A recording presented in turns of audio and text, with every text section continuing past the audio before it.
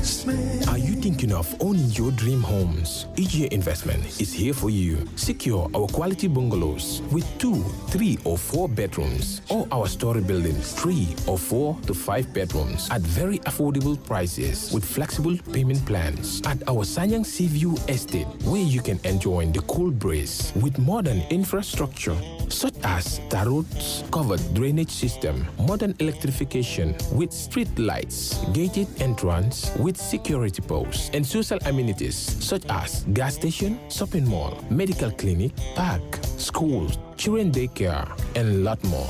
Our dedicated team of professionals will keep the estate clean at all times, provide security and patrol team within the estate premises, install latest technologies such as CCTV, Wi-Fi, home network installation, solar panel, and power backup system. Also, check out for our additional home facilities and interior design service such as premium tiling, wall plaster, home landscape, fingerprint home lock, and a lot more. Visit our office at Senegambia Kololi Highway and get a free site visit tour, or contact us on 4464-838. WhatsApp us on 3259220. Or you can visit our Facebook page or Instagram on EJ Investments. EJ Investments, we are first in properties.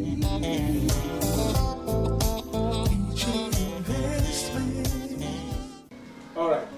Honey, did you remind him that the last time he sent the money, it was not enough to buy all the provisions?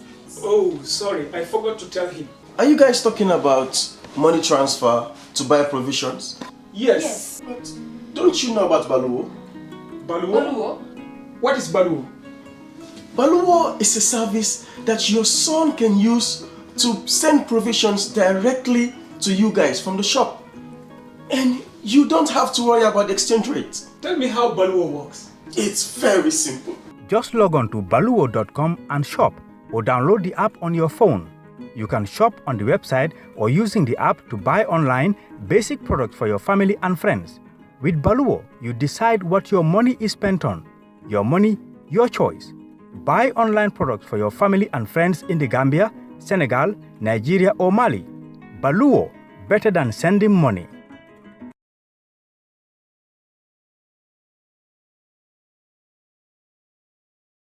Well, thank you very much. This has been a culture of the Gambia Democratic Congress Party since this party was registered. In 2016, our understanding about politics in our country is that Gambians are one, and we want to make sure that we unite all Gambians. At the end of the day, we can have different vision, different missions, different ideas, but we are all talking about the same Gambia, and we want to see this country move forward, and this we cannot achieve without unity. So the GDC have no boundary, we have no border, we have no enemies, we can have rivals, but at the end of the day, we are all talking about the same Gambia, and the same Gambia that we want to see move forward, ever, backwards, never. This is a good move in politics. What would you like to say to other political leaders? Well, I believe maybe their hands are too tied, that's why they cannot make it to this place. But I believe that all politicians today in the Gambia are the same, and they want to unite and move this country forward. As the Honorable Maifati has rightly said, those politics in the past have gone. The politics of difference, politics of fighting, politics of lying, politics of, making false allegations against people, those days are over. We should all graduate from this and make sure that we move this country forward with unity, dignity, and peace and love. Thank you very much. Thank you very much. Yesterday was quite a big event. We would like you to talk about the significance of yesterday's event on GMC as a party yearning for the mantleship of the leadership of this country. And my second question is, during your when you are addressing the gathering there, you talked about key important areas of the Gambian economy, that is education, the health sector, agriculture, the youth, and also the public transport system. We would like you to briefly explain some of those events that you've informed the party supporters yesterday. This is a milestone. It's another great achievement for the party, because our party constitution provides for a Congress to be held at least once every 2 years. Now, in fulfillment of this constitutional imperative, we met here at Nyakoi, Wuli West District, to go ahead with the deliberations. It was the region, the Upper River Region Regional Committee, that determined that it should be held here this time. And we have been very successful in getting our delegates from different wards across the country to meet. It is phenomenal, the amount of support that was demonstrated by delegates, because this is not just any ordinary gathering. It is delegates that must be here. It's not just a national convergence of party supporters, but delegates, and delegates are carefully selected by their wards to be here. So it shows that the party is growing. It shows the strength of the party. It shows the commitment that the citizens have, our members have towards the development of our party. It also shows that we have programs and activities that can be very successful. So I am very happy that this constitutional requirement has been fulfilled, and the Congress has been a huge success. Congress has been a huge success, and we have been able to hold it on an atmosphere that is good. Now, with regards to the sectors that you talked about, yes, these are some of the key important areas that GMC has great aspiration for. In the area of agriculture, no nation can be fully sovereign if you are not able to feed yourself. So food security is a factor. In fact, it is the greatest element of poverty. Most people who are poor in this country are from poor farming communities. And we need to transform the lives of our people and lift them out of poverty. In doing so, agriculture is a great component. The second element is agriculture also is a great contributor to our GDP. It is a national economic stabilization element. It is important that we are able to transform agriculture to a level where it will be able to provide job opportunities for our people, particularly young people, but at the same time sustain the national economy so that we will be able to feed ourselves and we will have food security, which is also extremely important. But to do that, it has to be transformed, because this country has spent billions of dollars in agriculture, and we are still very poor. The agri sector is still in a dismal state. In order to transform that, we need new thinking, a new way of doing business. And this is why I emphasize heavily on mechanization and on diversification, because these are the two ways. We have to go into agri-business and make agriculture attractive to our people. I was born here in this very home that you are seeing, and I have farms that I found around just few meters away from here. So as son of farmers, it is my biggest constituency. It's my strongest constituency. I know what farming is all about, because I'm from a farming community. So I'm very passionate about transforming agriculture and giving the Gambians the food self-sufficiency we need, but also for exports with diversification. Now, in terms of health, everybody knows that the health sector is really limping, is struggling. When you are affected by certain ailments, if you don't have the money or you don't have the connections, if you are not careful, your situation gets worse. People have died in this country out of preventable diseases. Hospitals are poorly equipped, poorly staffed. Primary health care is disastrous. So for us to change all this trajectory, we have to make sure that the citizens, particularly those in communities, have access to quality primary health care delivery system. This is the only way that we'll be able to change the health sector in this country. When we have more primary health care clinics in every ward or in every district, people will have access, and there's quality. It's well staffed with nurses and doctors. The referral hospitals will have very few cases.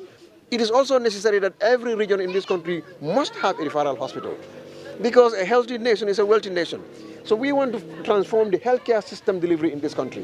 We can do it. We can do it because we have the money. The country can raise the money. It is futile. I do not agree. It is false to say that this country cannot develop a budget that will sufficiently cater for the health needs of our people. We can, because there is so much wastage in government. Millions and millions go into fictitious procurement, a lot of corruption and public finance mismanagement. When we are able to plug these loopholes, we will be in a position where we can invest in productive sectors and change the lives of our people. That is the mandate of a political party leader, and this is my obligation. And when we move down to infrastructure, all our roads are dilapidated. What the government is focusing on are the primary roads, the principal roads. But 80% of our communities live inside, in the interior. How do they get access from the remote areas onto the main road? This is a huge problem. And we are an agrarian economy. People must move their goods from inside right down to the mainland. So those access roads are critical. They are key.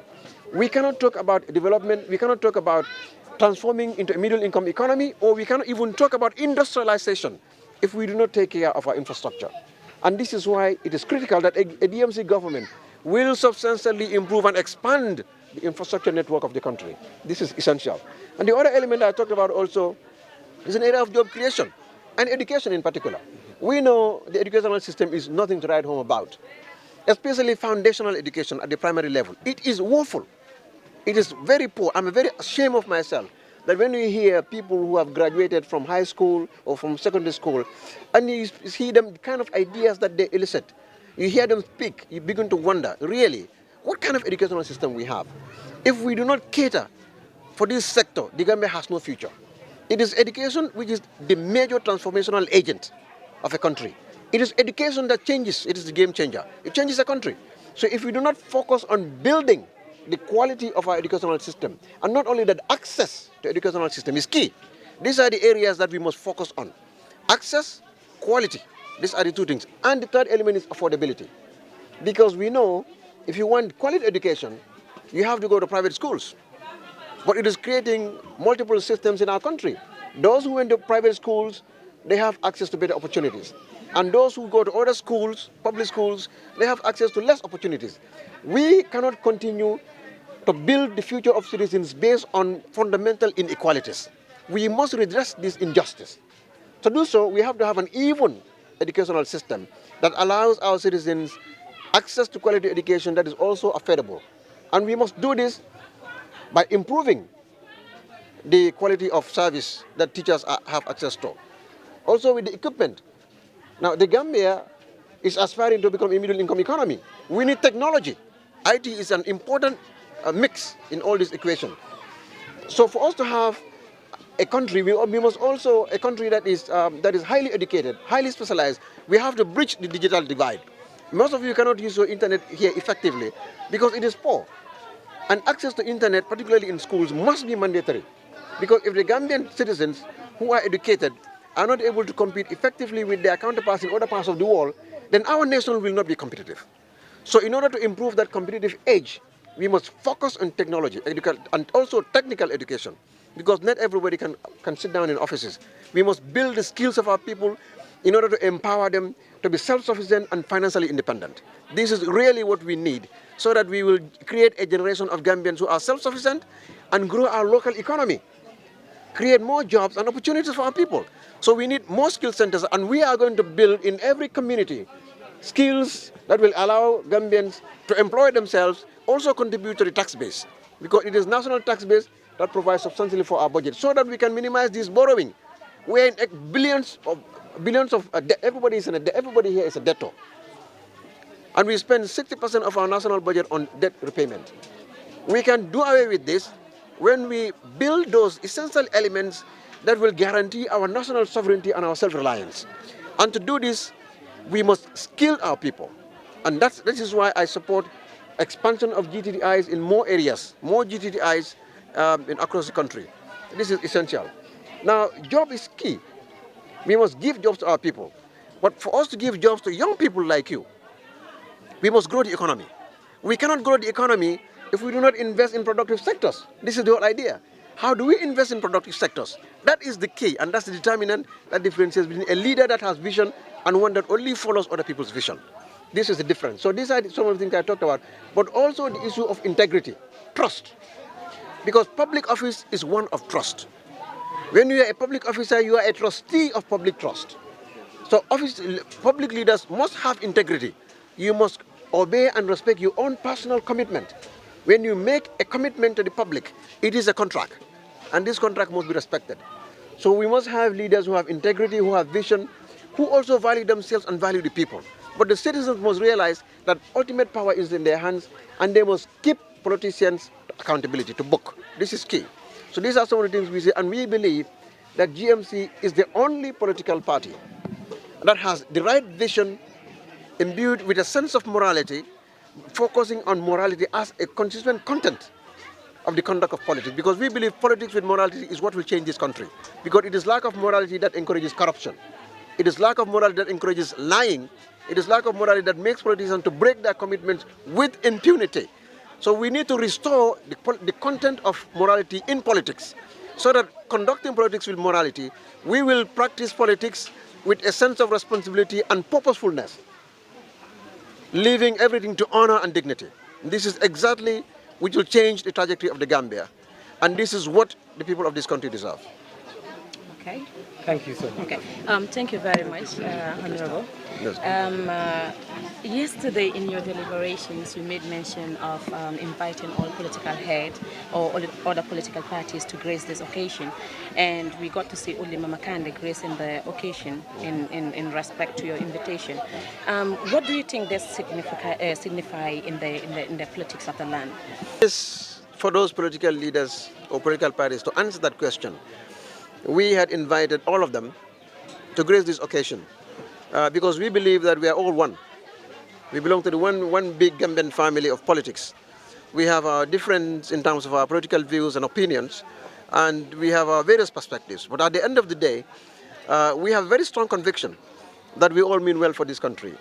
So, but because we believe that we have different perspectives, should not be a source of disunity among us, that we should all come together whenever we have national events in order to demonstrate to our followers that this is the way to conduct politics in our country.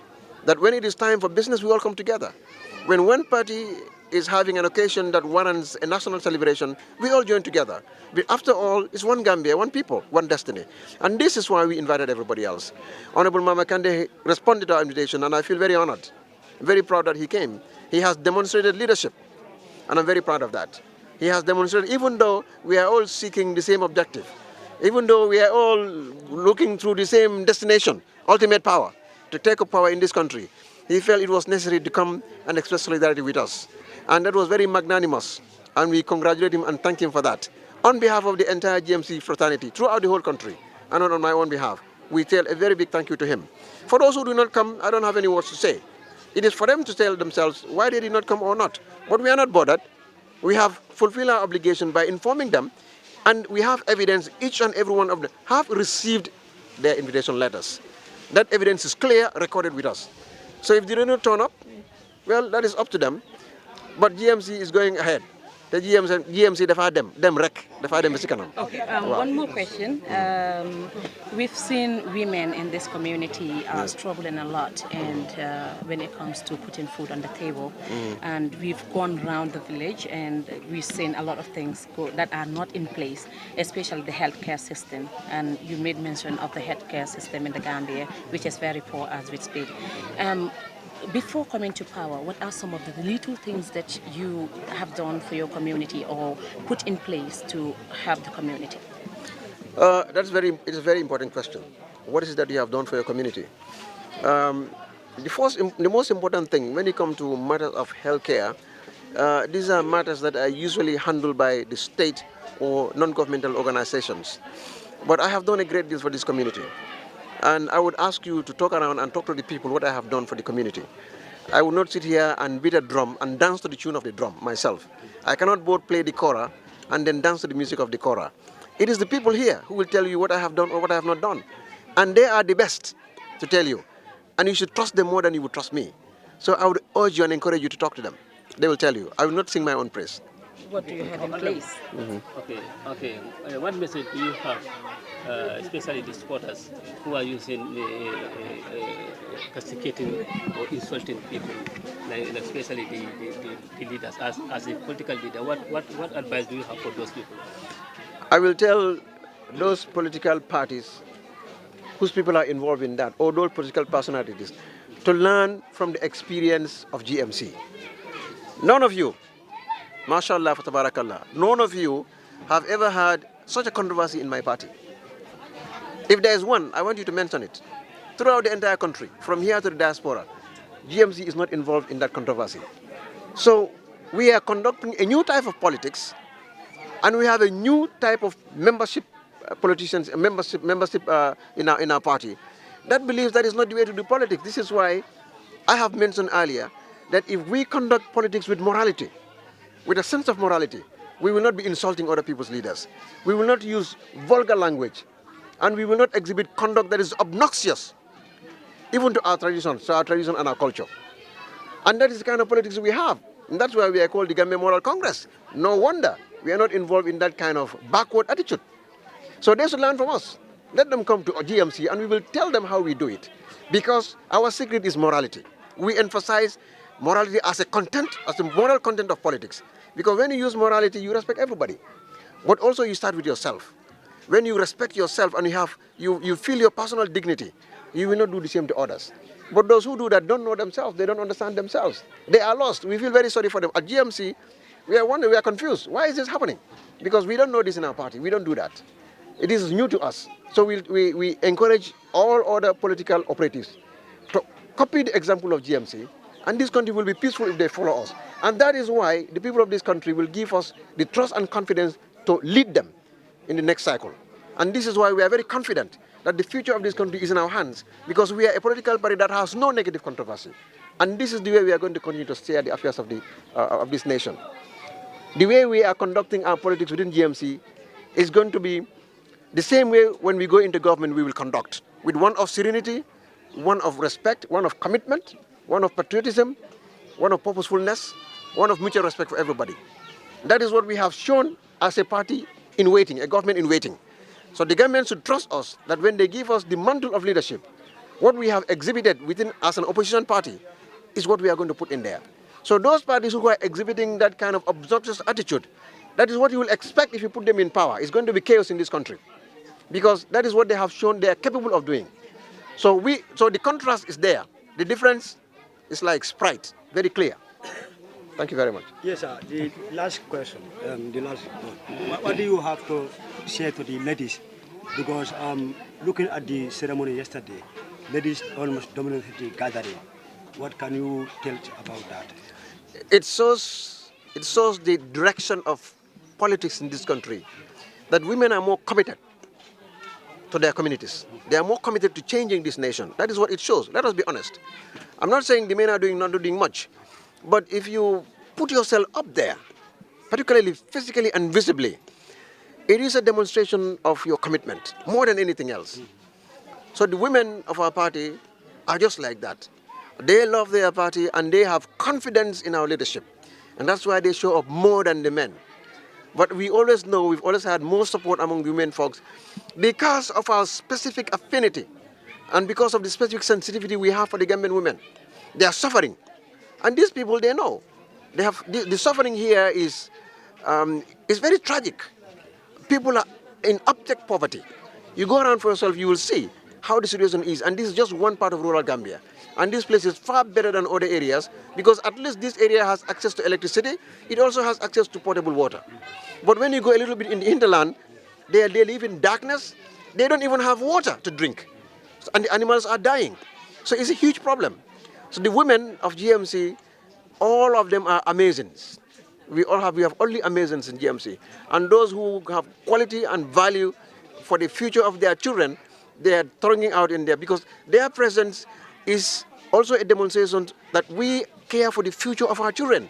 These are women, and they care more about humanity than most men normally do.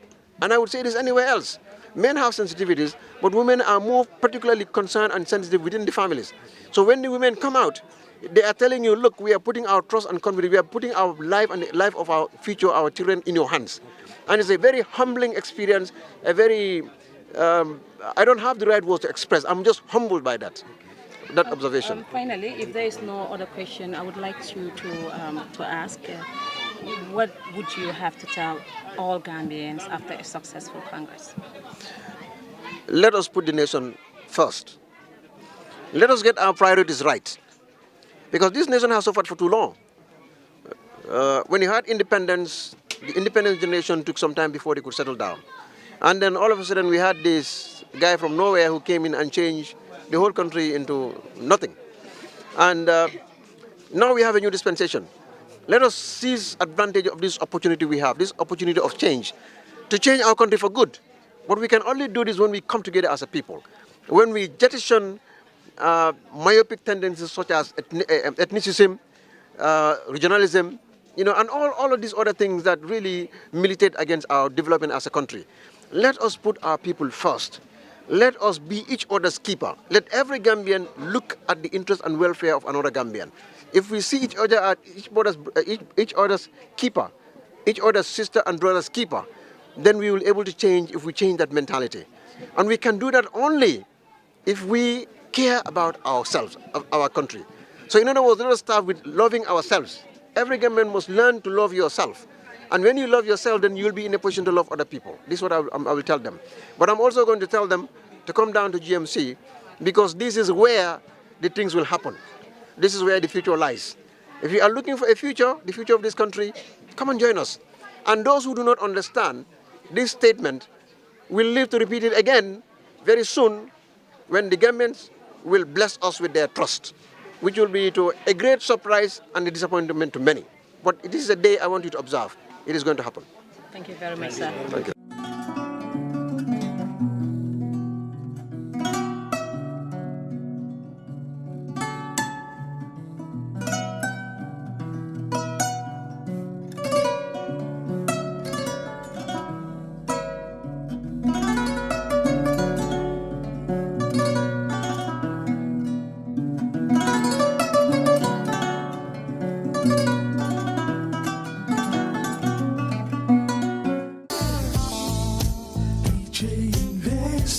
Are you thinking of owning your dream homes? EJ Investment is here for you. Secure our quality bungalows with 2, 3 or 4 bedrooms, or our story buildings 3 or 4 to 5 bedrooms at very affordable prices with flexible payment plans at our Sanyang Seaview Estate, where you can enjoy the cool breeze with modern infrastructure such as tar roads, covered drainage system, modern electrification with street lights, gated entrance with security posts, and social amenities such as gas station, shopping mall, medical clinic, park, schools, children daycare, and a lot more.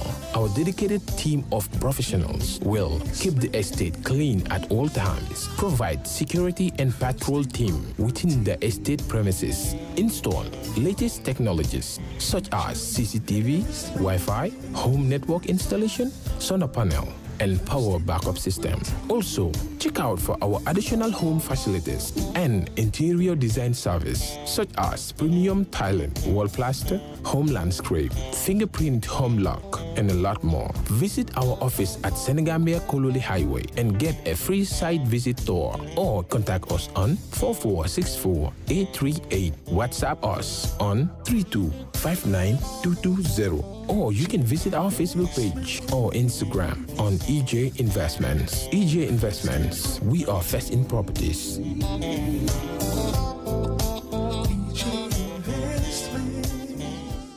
All right. Honey, did you remind him that the last time he sent the money, it was not enough to buy all the provisions? Oh, sorry, I forgot to tell him. Are you guys talking about money transfer to buy provisions? Yes. But don't you know about Baloo? Baloo? What is Baloo? Baloo is a service that your son can use to send provisions directly to you guys from the shop. And you don't have to worry about the exchange rate. Tell me how Baloo works. It's very simple. Just log on to baloo.com and shop, or download the app on your phone. You can shop on the website or using the app to buy online basic products for your family and friends. With Baloo, you decide what your money is spent on. Your money, your choice.